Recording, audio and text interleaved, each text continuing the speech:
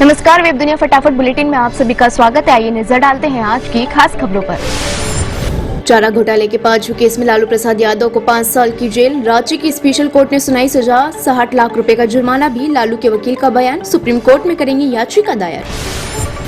चारा घोटाले में सजा के बाद लालू यादव का सरकार पर कटाक्ष, लालू ने ट्वीट कर कहा वो हरा नहीं सकते इसलिए साजिशों में फंसाते हैं। तेजस्वी ने फैसले पर उठाया सवाल, कहा यदि लालू जी ने भाजपा से हाथ मिला लिया होता तो उन्हें राजा हरिश्चंद्र कहा जाता। हिजाब पर तनाव के बीच कर्नाटक के शिमोगा में बजरंग दल के कार्यकर्ता की हत्या, तनाव को देखते हुए इलाके में धारा 144 लागू, 2 लोग गिरफ्तार। सरकार का बयान, हत्या का हिजाब कनेक्शन नहीं।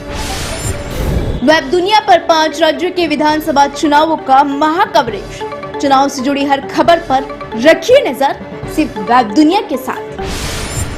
उत्तर प्रदेश में चौथे चरण के चुनाव से पहले आतंक पर सियासी शोर, सपा के चुनावी चिन्ह साइकिल पर पीएम मोदी और सीएम योगी का डबल हमला, बोले योगी आतंक के अब्बाजान साइकिल की प्रचारक। यूपी विधानसभा चुनाव में सोनिया गांधी की एंट्री, मोदी और योगी पर बोला हमला, कहा कोरोना संकट में मोदी और योगी ने गैर जिम्मेदार सरकार का दिया परिचय। लखनऊ में प्रियंका गांधी का रोड शो।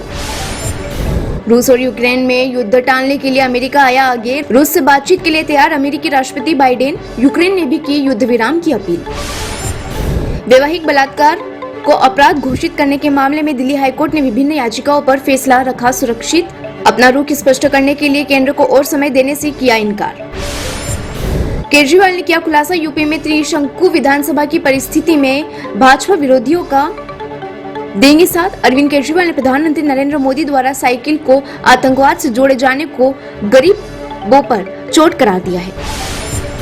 यूपी के सीएम योगी आदित्यनाथ ने कहा कश्मीर में धारा 370 हटाने या कश्मीर पर भारत सरकार की नीति का पाकिस्तान के अलावा सभी देशों ने समर्थन किया, लेकिन राहुल गांधी संसद में करते हैं विरोध। कहा क्या राजनीति में ऐसे नमूनों का समर्थन करना चाहिए। मणिपुर में केंद्रीय मंत्री नितिन गडकरी ने कहा 1947 के बाद बहुत सरकारें आई, लेकिन कांग्रेस ने पूर्वोत्तर के विकास को कभी प्राथमिकता नहीं दी। मोदी जी के नेतृत्व में पहली बार भाजपा ने इस क्षेत्र का विकास करना शुरू किया है।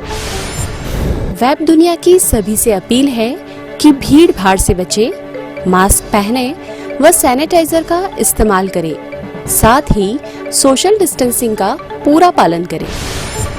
उत्तराखंड के पूर्व मुख्यमंत्री हरीश रावत ने कहा राज्य में कांग्रेस को 48 से ज्यादा सीटें आने की उम्मीद। कहा मैं कांग्रेस का व्यक्ति होने के नाते कह रहा हूं कि कांग्रेस कहीं भी बदले की भावना से काम नहीं करेगी। हमें राज्य की तस्वीर बदलने के लिए समय चाहिए।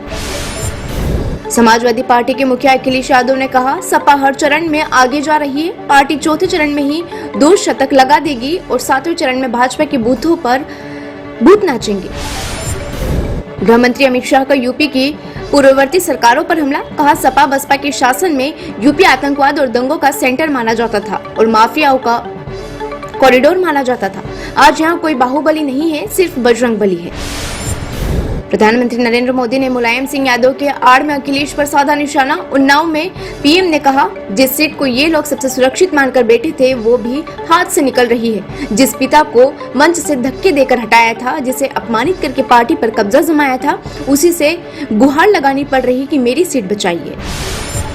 दिल्ली के मुख्यमंत्री अरविंद केजरीवाल ने कहा आतंकवादी 2 तरह के होते हैं, एक आतंकवादी जनता को डराते हैं, दूसरा आतंकवादी भ्रष्टाचारियों को डराता है और केजरीवाल भ्रष्टाचारियों को डराता है। जब 100 मील तक बच्चा भ्रष्टाचार करता है तो माँ कहती है सो जा वरना केजरीवाल आ जाएगा।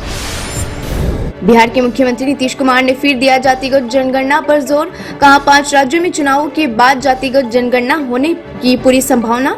हमने इसको लेकर पूरी रणनीति बनाई है। अगर एक बार जातिगत जनगणना हो जाएगी तो विकास कार्य करने में आसानी होगी। यूपी चुनाव को लेकर बोली सोनिया गांधी, कहा हमने महिलाओं के लिए शक्ति विधान, युवाओं के लिए भर्ती विधान और उत्तर प्रदेश के विकास के लिए उन्नति विधान तैयार किया है। प्रियंका ने 40% टिकट महिलाओं को दिए हैं। यूक्रेन में फंसे मध्य प्रदेश के स्टूडेंट्स स्पेशल फ्लाइट से जल्द लौटेंगे वापस, बोले गृह मंत्री नरोत्तम मिश्रा। सीएम शिवराज खुद कर रहे हैं पूरे मामले की monitoring. Film the Kashmir files का ट्रेलर रिलीज हुआ आज। विवेक रंजन अग्निहोत्री द्वारा निर्देशित यह मूवी 11 मार्च को सिनेमाघरों में होगी रिलीज। अनिल कपूर अपने बेटे हर्षवर्धन कपूर के साथ फिल्म थार में आएंगे नजर। नेटफ्लिक्स के लिए बनने वाली इस थ्रिलर के डायरेक्टर होंगे राज सिंह चौधरी। ये थे फटाफट बुलेटिन। ताज़ा अपडेट के लिए बने रहिए हमारे साथ, यानी कि विजिट कीजिए webdunia.com। वेब दुनिया की सभी से अपील है कि भीड़ भाड़ से बचे, मास्क पहने व सैनिटाइजर का इस्तेमाल करें। साथ ही सोशल डिस्टेंसिंग का पूरा पालन करें।